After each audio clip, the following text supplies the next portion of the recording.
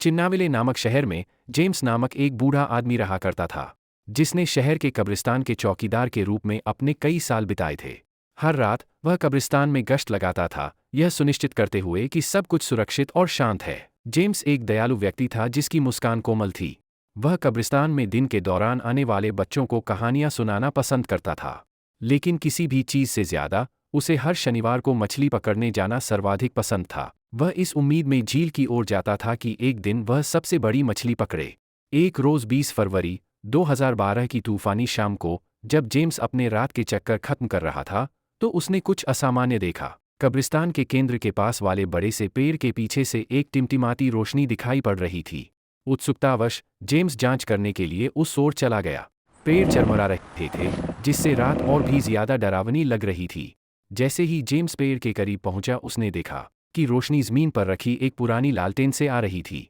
अचानक जेम्स ने अपने पीछे से किसी की कदमों की आहट सुनी। चौंक कर उसने पीछे मुड़कर देखा, लेकिन अंधेरे में उसे कुछ दिखाई नहीं दिया।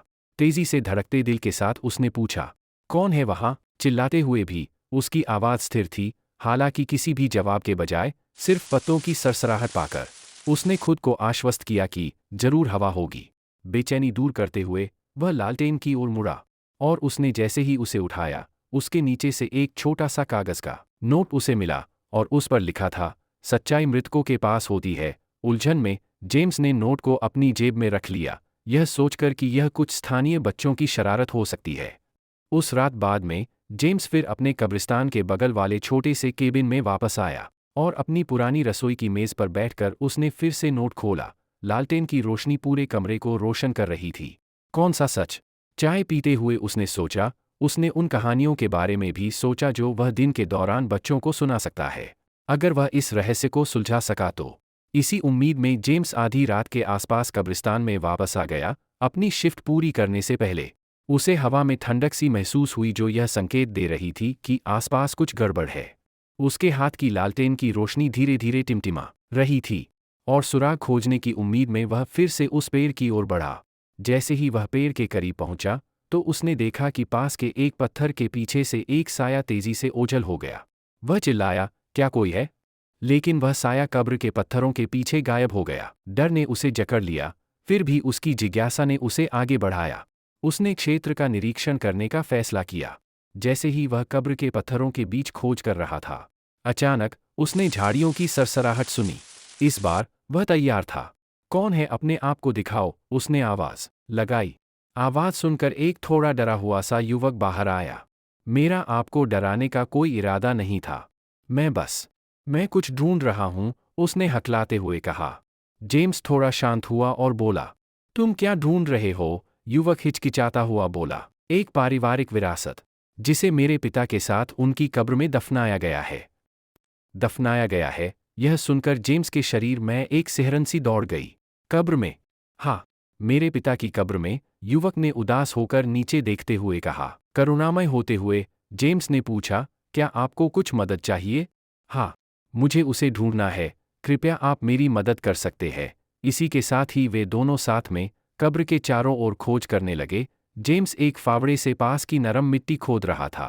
कब्र के पत्थर पर चमकती लालटेन की रोशनी पूरे दृश्य को एक भयावह चमक दे रही थी। जैसे ही उन्होंने गहरी खुदाई की, अचानक उन्हें एक छोटा सा बक्सा मिला। युवक ने हांफते हुए जल्दी से उसे खोला, जिसमें से एक चमचमाता गहना और उस युवक के पिता की एक तस्वीर निकली। मुझे यह मिल गया, युवक ने कहा। फिर जेम्स ने मुस्कुराते हुए उस युवक को कब्रिस्तान से जाने के लिए कहा, ताकि वह गड्ढे को ढक सके और खुद दिन के लिए निकल सके। युवक के चले जाने के बाद जेम्स ने गड्ढे को ढकना शुरू कर दिया। तभी उसे एक धीमी और धमकी भरी आवाज सुनाई दी। तुम्हें यहाँ नहीं आना चाहिए था, बूढ़े आदमी। जेम्स आवाज की दिशा में देखने के लिए मुड़ा, तब उसने देखा कि एक लंबा और पतला सा आदमी उस बड़े से पेड़ के पीछे से निकल रहा है, जहां उसे वह नोट मिला था। उस आदमी ने एक शिकारी चाकू पकड़ रखा था जो चांद की रोशनी में चमक रहा था। इससे पहले कि जेम्स कुछ प्रतिक्रिया दे पाता, उस आदमी ने जेम्स पर हमला करने के लिए झपट्टा मारा। अपने बचाव में जेम्स ने चाकू को हटा दिया और अपने हाथों में पकड़े फावड़े से उस व्यक्ति को वापस मारने की कोशिश की, लेकिन वह व्यक्ति बहुत तेजी से आगे बढ़ा और हमले को चकमा देते हुए जेम्स के हाथ पर वार कर दिया, जिससे जेम्स ने फावड़े को गिरा दिया और दर्द से लड़खड़ा कर पीछे हट गया।